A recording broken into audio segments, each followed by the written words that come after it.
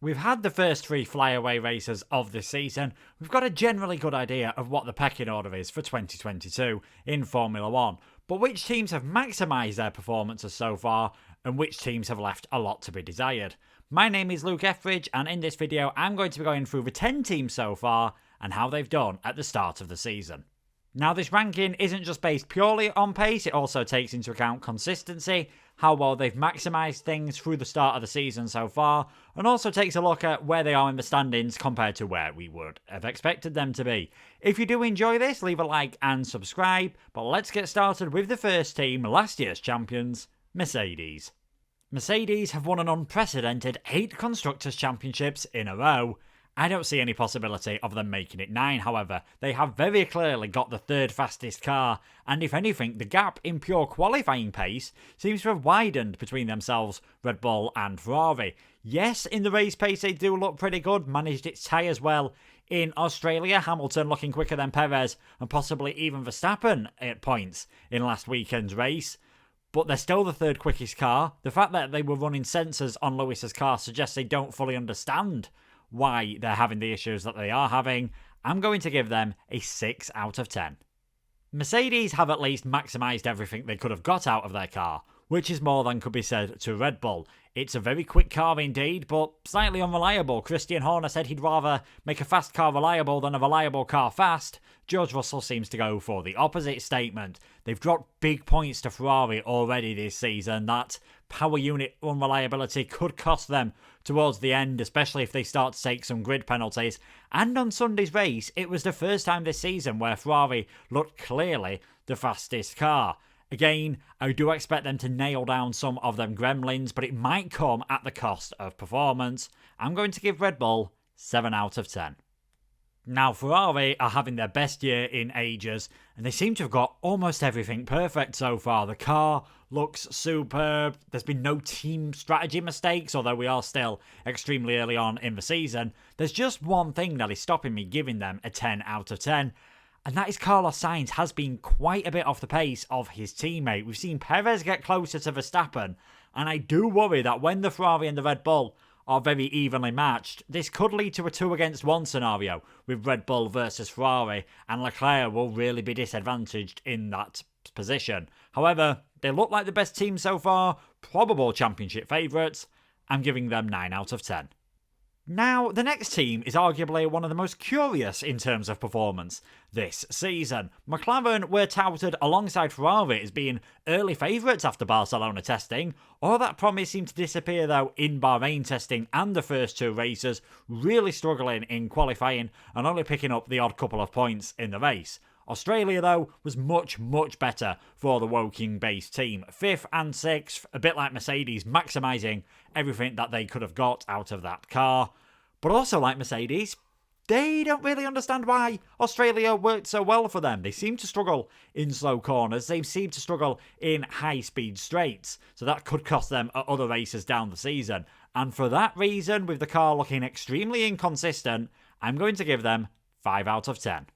Now, before Australia, you would have said it was Alpine and not McLaren that were leading that midfield pack. However, they didn't have the greatest of races in Australia. Fernando Alonso showing fantastic pace, but reliability costing him. And we saw that in Saudi Arabia. And there was also the team orders issue in Jeddah as well, with Ocon looking slower than Alonso, but clearly holding his faster teammate up. Ocon doesn't seem to have really had the reliability issues that Fernando Alonso has had either, and with how close this midfield pack could be, we've seen it in other seasons, that could be crucial at the end of the season. That could really cost them all important pounds when it comes to the end of the year. So despite having the pace, but with that reliability issues again, I'm going to give Alpine 6 out of 10. Next up is a team that I'd argue, if it wasn't for breakdowns, would probably be the most anonymous in Formula 1 this year. We've not seen anything special from AlphaTauri. We've not seen anything particularly dreadful from them either when it comes to pace. They just seem to be very middle of the road at the moment. Again, Gasly has the slight edge over Tsunoda, but those reliability issues in Bahrain, obviously, Gasly having the fire which led to the safety car, Jeddah, Tsunoda having issues in qualifying, having issues in the race as well. Australia, they didn't seem that quick to be perfectly honest. They're doing worse in the Constructors' Championship than they were last year, and a bit like Alpine, I think this reliability could cost them later on. But because they've not got the pace so far, they're going to get a lower score, unfortunately. It's only 4 out of 10 for AlphaTauri.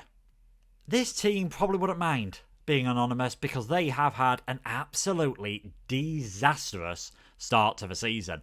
Aston Martin, the only team without any points after the first 3 rounds of the season, and judging by Australia, they're not going to get any anytime soon, barring some supreme luck. Obviously, Vettel missing the first 2 races meant Hulkenberg was drafted in, and we didn't really get an idea what the true pace of the car was.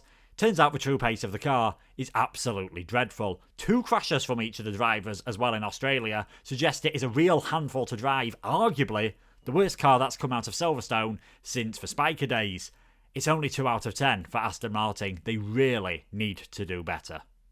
This next team are exactly where I expected them to be in the Constructors' Championship, in 9th position, and it's very rare I get any predictions right. However, I probably expected them to be a bit closer to the teams in front, and that is Williams. First 2 races looked pretty dire for the Grove-based squad, even perhaps back to the bad old days of 2019 where they were languishing off the back of the field. Slightly better in Australia.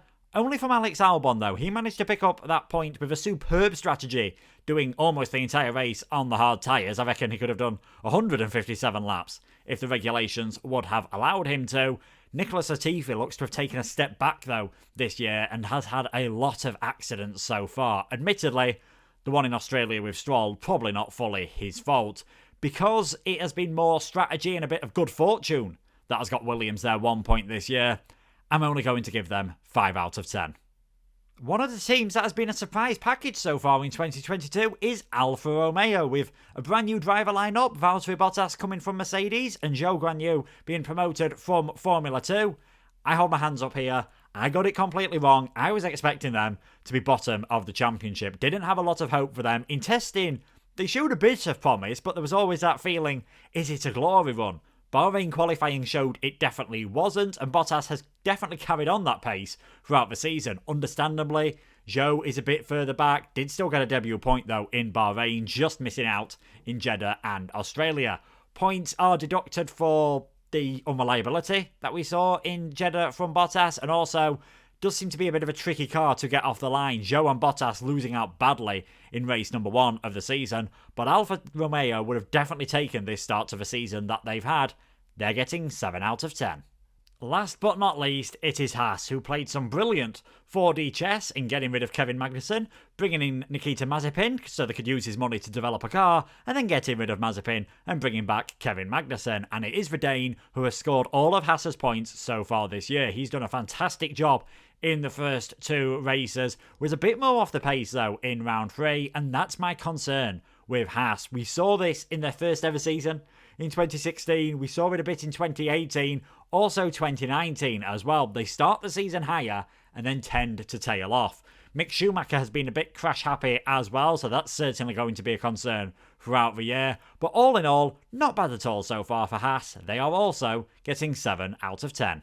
So, there we have it, a whistle-stop tour of all 10 teams, which ones I think have done best and worst. Unsurprisingly, it's thumbs up for Ferrari and must do better for Aston Martin. Let me know down in the comments below which teams you've been the most impressed with so far and how you think things will look at the end of the season. Thanks for watching this video, and I'll see you next time around. Goodbye.